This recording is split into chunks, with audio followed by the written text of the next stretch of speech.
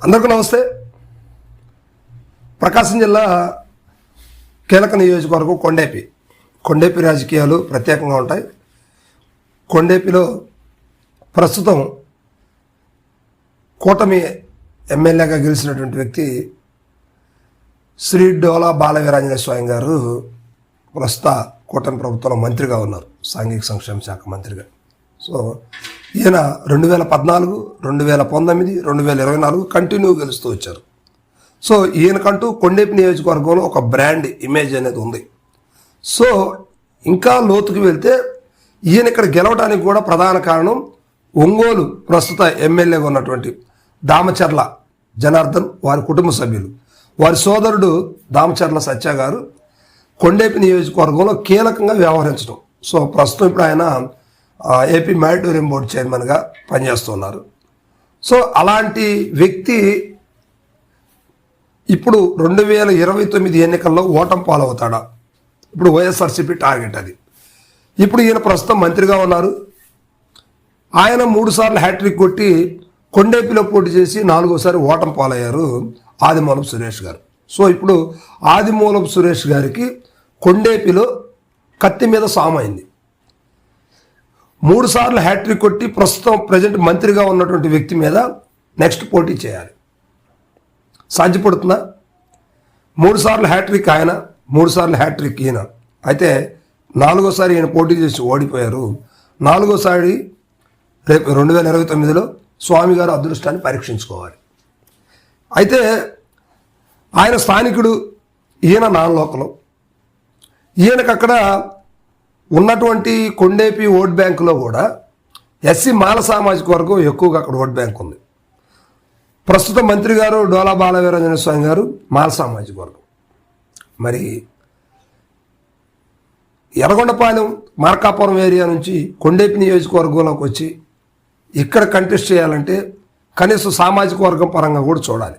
So Adimulapu Suresh గారు మాదిగ సామాజిక వర్గం. సో ఇప్పుడు మరి ఆయన అక్కడ పోటీ చేయడం వల్ల గతంలో ఓడిపోయారు. మరలా ఇప్పుడు అక్కడి నుంచే పోటీ చేస్తే అక్కడ ఉన్నటువంటి పార్టీ క్యాడర్ ఎంతవరకు సపోర్ట్ చేస్తుంది, క్యాస్ట్ ఈక్వేషన్ ఎంతవరకు సపోర్ట్ చేస్తుంది ఆలోచించాలి కదా. సో గతంలో ఇక్కడ పోటీ చేసిన వాళ్ళందరూ ఇరు పార్టీల వాళ్ళు గెలుపు ఓటములు చవి చూసినప్పుడు కూడా ఇక్కడ కేవలం మాలలే ఇక్కడ పనిచేశారు. సో జగన్మోహన్ రెడ్డి గారు ఒక ప్రయోగం అక్కడ తీసుకెళ్ళటం, ఓటమి పాలవటం కొంచెం ఇబ్బందికరంగానే ఉందని చెప్పుకోవచ్చు. అయితే ఇప్పుడు ఆదిమూలపు సురేష్ గారికి గట్టి పరీక్ష అని చెప్పాలి. ఇటీవల ఆయన మీటింగ్లో కూడా కూటమి ప్రభుత్వాన్ని గట్టిగా విమర్శించారు. అయితే యాక్టివిటీ చేయదలుచుకున్నది గట్టిగానే చేస్తున్నారు, కానీ స్థానికుడు కాలేకపోవటం వల్ల సామాజిక వర్గాలు ఇటీవల రిజర్వేషన్ ప్రక్రియలు కూడా జరిగినాయి కదా, ఎస్సీ రిజర్వేషన్.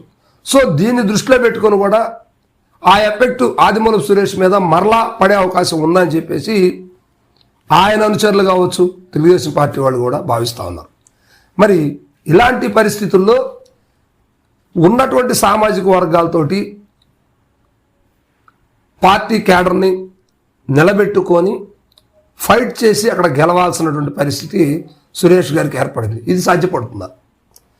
పైగా ఆయన మంత్రి గారు గట్టిగా 3 సార్లు ఒకే ప్లేస్ నుంచి గెలిచినటువంటి వ్యక్తి. ఆదిమూలపు సురేష్ గారు కూడా 3 సార్లు గెలిచారు, కానీ ఎర్రగొండపాలెం గెలిచారు, సంతనోత్తరపాడు గెలిచారు, మరలా ఎర్రగొండపాలెం గెలిచారు, 4వసారి కొండేపికి వచ్చారు. సో స్థానచలనం జరగటం వల్ల ఆయన అదృష్టవశాత్తు గెలిచారు. కానీ ఇప్పుడు ఒకే స్థిరమైనటువంటి స్థానికుడి మీద గెలవడం అనేది ఒకసారి ఓడిపోయారు. మరలా అదృష్టాన్ని పరీక్షించుకోవాలంటే మళ్ళీ ఓటమి పాలవ్వాల్సిన పరిస్థితి వస్తుందేమో అని చెప్పేసి ఆదిమూలపు సురేష్ అనుచరులు కూడా మాట్లాడుకుంటా ఉన్నారు. అయితే మొత్తానికి వైఎస్ఆర్సీపీ గతంలో మార్చినటువంటి ఈక్వేషన్స్, సీట్లు సర్దుబాట్లు ఏదైతే జరిగినాయో ఇవన్నీ కూడా మరలా సర్దుబాటు చేయడానికి జగన్మోహన్ రెడ్డి గారు కూడా కొంచెం సడలింపిచ్చారు, ఆలోచిస్తున్నారు. సో 1 సంవత్సరం తర్వాత కానీ ఖచ్చితంగా మళ్ళీ ఎవరి ప్లేస్లకు వాళ్ళు వెళ్ళే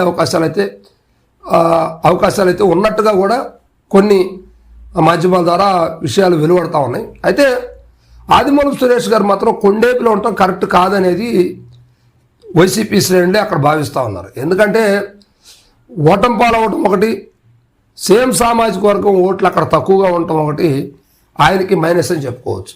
సో ఇక్కడ స్వామి గారిని ఓడించాలంటే మరో బలమైనటువంటి నాయకుడు కావాలనే చెప్తున్నాయి కొండేపి నియోజకవర్గం వైసీపీ అనుచరులు అనమాట. సో మరి ఆదిమూలపు సురేష్ గారిని అక్కడే ఉంచుతారా, మారుస్తారా అనేది మాత్రం కొంచెం వెయిట్ చేయాల్సిన పరిస్థితి. Thank you.